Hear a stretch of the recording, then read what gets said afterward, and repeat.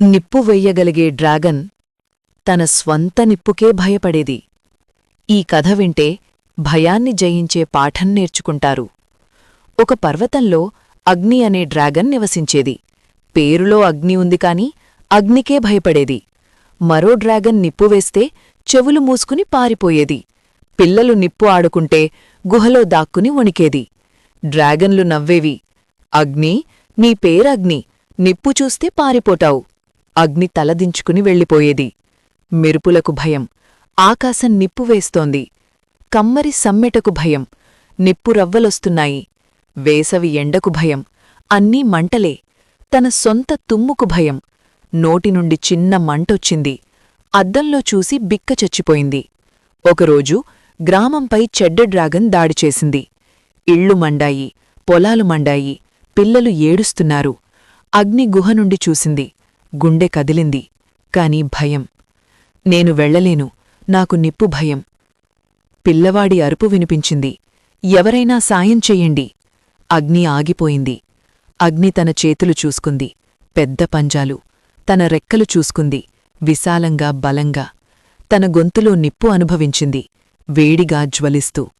అప్పుడర్థమైంది, నాకు భయం ఉంది, కాని నాలో శక్తికూడా ఉంది.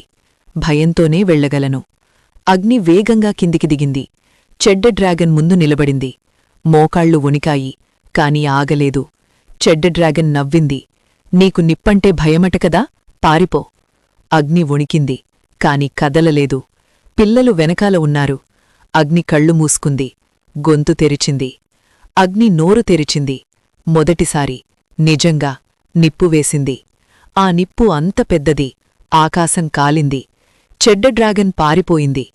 అగ్ని ఆశ్చర్యంగా తన నోటివైపు చూసింది. ఇది నేనే వేశానా? పిల్లలు అరిచారు, అగ్ని, అగ్ని, అగ్ని. గ్రామం రక్షించబడింది. అగ్ని మొదటిసారి తల ఎత్తుకుంది. ఆ రాత్రి నుండి అగ్నికి భయం పూర్తిగా పోలేదు. ఇంకా మెరుపులొస్తే ఒళ్ళు వణికేది. కాని ఇప్పుడు అగ్నికి తెలుసు, భయంతో ఆగిపోవడం వేరు, భయంతోనే ముందుకు వెళ్లడం వేరు.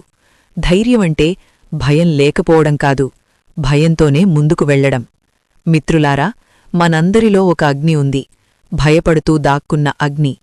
ఈ కథ మీకు నచ్చిందా? దయచేసి ఒక్క లైక్ చేయండి. మీ ఒక్క లైక్ ఈ కథను మరో 10 మందికి చేరుస్తుంది. వారిలో కూడా ఒక అగ్ని మేల్కొంటుంది. మీకు వీలైతే సబ్స్క్రైబ్ చేసుకోండి, బెల్ నొక్కండి. రోజూ ఇలాంటి కథలందుతాయి. మీ సహాయానికి మనసారా ధన్యవాదాలు.